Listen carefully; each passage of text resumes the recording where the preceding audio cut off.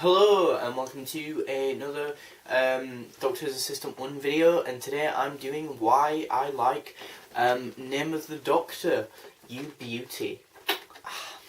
Anyway, yeah, Name of the Doctor is part of Series 7, Series 7 even, and it's the last episode in Series 7. Now, purely as a episode on its own, like if I was to say, if someone said to me, you know, pick X amount of episodes, or some episodes, that you would say are really good to get someone into Doctor Who, I wouldn't say Name of the Doctor, because it does have quite a lot of tie-ins with other stories. For example, I've literally just finished watching it today of this recording, and for example, it ties in with the Asylum of the Daleks and the Snowmen mainly and stuff, because Clara's character is in both those stories, and then we meet her again in Bells for St. John in Series 7 Part 2 and stuff. But I think purely as a standalone, it really works well. I really do like Name of the Doctor. Now, a lot of people in retrospective are just now like, oh, well, it's just the reveal of the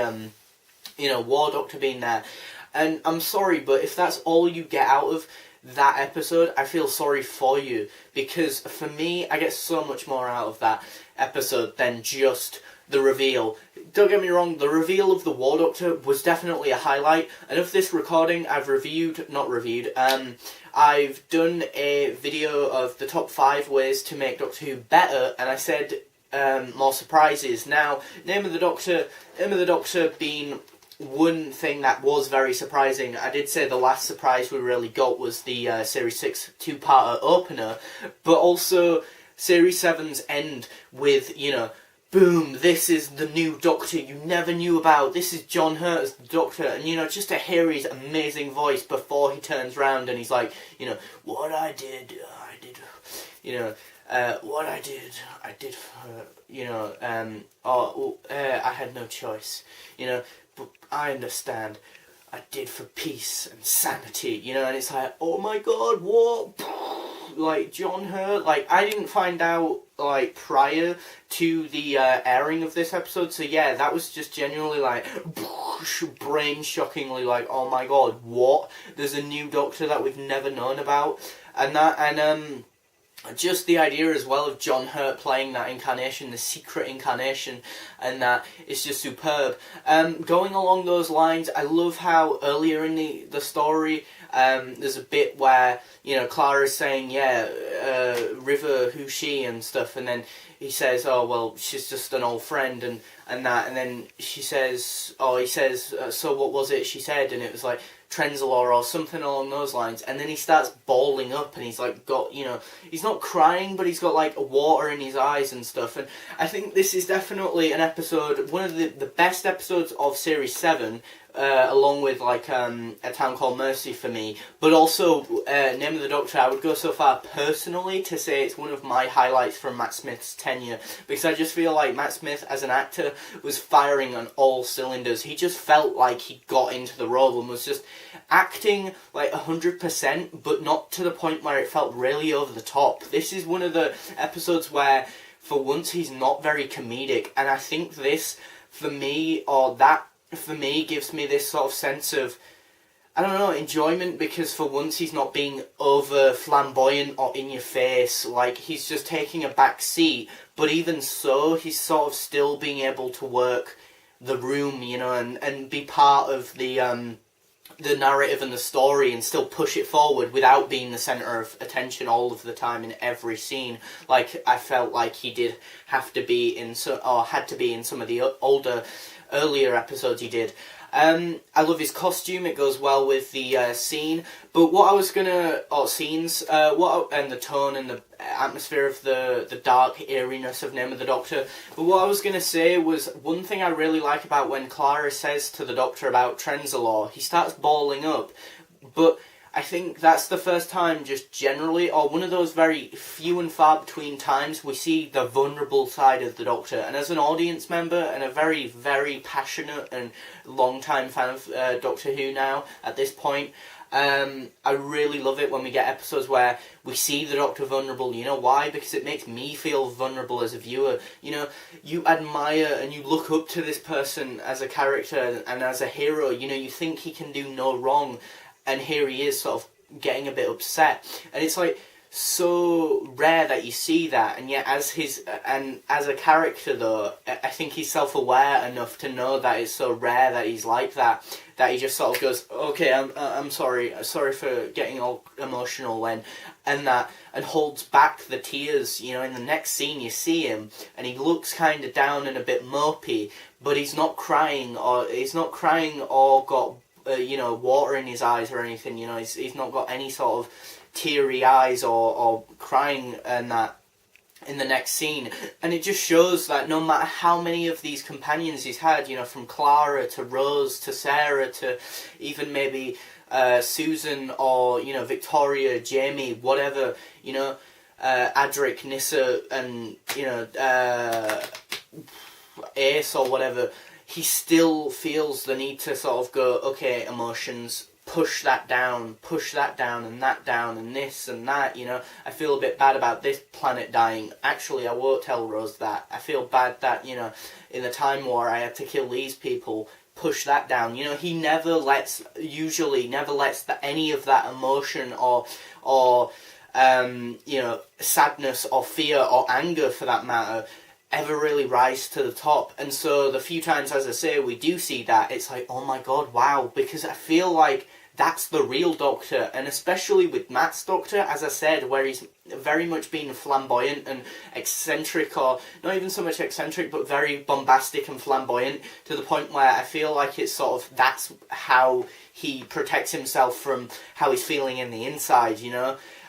He's just all like happy-go-lucky, to the point where it's like, you know, Amy might be like, how do you actually feel about this? Ah, yes, bow ties are cool, jammy dodgers, da-da-da-da-da. You know, he's so flamboyant and OCD and just insanely sporadic, to the point where I feel like he's doing that because if he just slowed down and focused and was slower and more methodical in his movement and his speech, that he'd actually think of all of the other stuff, you know, all of that emotional baggage that he carries, such as the Time War and planets burning and dying and, you know, people that he's lost and all sorts of pain and anguish. And it's better and easier to just be flamboyant and quick-paced and, you know, just doing stuff all about. I think this is a brilliant episode with Strax and Jenny and Vastra as well. Like, I feel like it just works. You know, a lot of it is set in the Victorian times, quite early on, and then we go to Trenzalore, but it still feels very much like it works with these characters. Like, it's very dark and eerie and atmospheric. The music is superb, which builds this sort of, you know, atmosphere and gloominess, you know, there's like a lot of nice violin-like work in the background. I love that bit about the TARDIS, you know, this is the TARDIS, and the bigger the graves, the more bigger the sort of hero was or whatnot, you know, the soldier and their importance. So the Doctor has the massive TARDIS one, and like, I just love the bit where Clara's like, oh yeah, I get that it's the TARDIS, but he's like, no, this is the TARDIS in the future, it's my TARDIS. You know, like there's a seismic leak that inside, or the bigger on the insideness sort of leaks, a dimensional leak, and it means that then goes on to the outside, making the outside huge and big, and I love that, you know. And then he's like, you know, what else would they bury me in, you know? And then as well, like, a body, oh, that's boring, I've seen loads of bodies, you know, and it's like that squiggly thing of like his terror in the fabric of universe from Gallifrey to Trenzalore, and I love that as well, the idea of that. And you know, I love that. I don't think it's a perfect story, don't get me wrong. I do think as a conclusion to Series 7 and Clara and stuff, it's not the best. I mean, I think the idea of her saving the Doctor then is okay and doable for me, but then the idea of her saving all of the other Doctors and all of their past defeats, it undermines all of the other times every other companion has kind of helped the Doctor, you know? And also, it's always bugged me about the Great Intelligence. Why would he be the one who'd want to do this? If anyone would want to do this, it'd probably be the Daleks, the Cybermen, the Master, you know? adversaries who have been swatted at a lot, you know? Like, he even says, you know, you've swatted at me for the last time, Doctor, and then goes, into his, like, you know, time stream, and it's like, sorry, but what? Prior to this whole thing of you being back in Series 7, you've literally been in 1 or 2 stories, I think, with Pat Troughton, I think. You know, don't get me wrong, I do think Richard E. Grant did a fantastic performance with what he was given and really delivered this sort of eerie, dark humanoid adversary that we've really needed for the Doctor, I think. The Doctor needed to verse someone like that, and specifically the 11th Doctor, because I feel like this is the 11th Doctor's equivalent of what he would have got, or the equivalent to his master, really. I don't think the master would have worked well with Matt Smith's Doctor and the way Stephen Moffat wrote Matt Smith's Doctor, so I think this is the next best thing, you know. So it's like, okay, I can't have the Master in this sort of era of Doctor Who with Matt's Doctor. Who else could I use who's a humanoid type villain, or a person who could be a humanoid type villain? Oh, the Great Intelligence, you know. The only problem as well I have with this is, like, if you bring back the Whispermen, which I really want them to come back, people might link it back to Name of the Doctor and be all like, oh, well, now the Great Intelligence is here, when actually they should be their own species in their own right, separate from the Great Intelligence. It just so happens that they're like a blank slate in which he could just put his face on, really, and use them.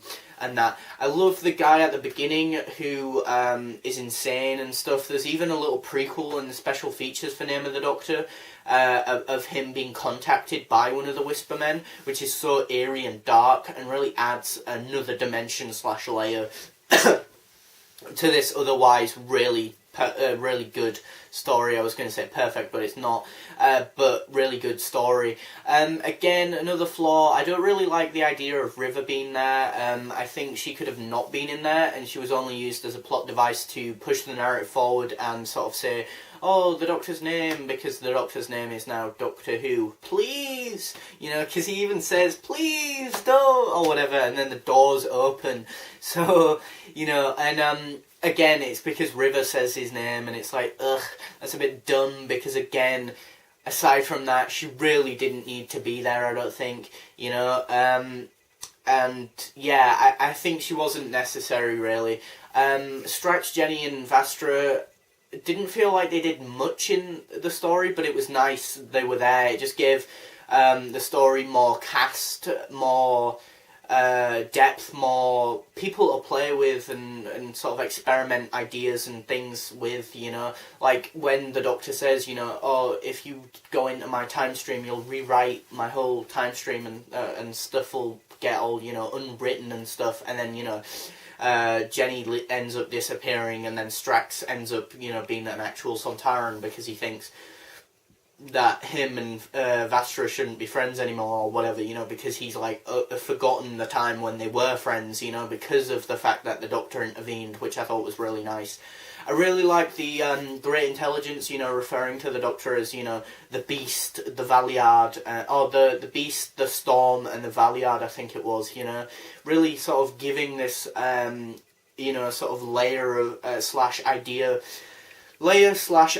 of, you know, the Doctor actually being a darker anti-hero when we maybe don't see him on screen, you know, like with the Time War and other, you know, scenarios and stuff, maybe adventures where, again, he's had to just let a planet die or a species die or whatnot because for one reason or another, you know, we don't know, we don't see everything, but again, I think it just gave that another dimension to him.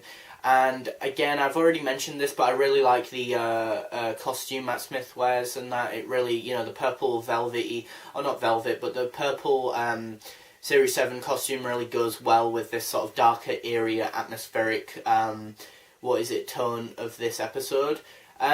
Overall, I really do like Name of the Doctor, if you couldn't tell, and I would give this a well-earned 8 out of 10. Thanks for watching, comment, rate and subscribe, and please do tell me what you think of Name of the Doctor in the comment section. You don't have to like it, you can hate it for all I care, but yeah, thanks for watching, bye.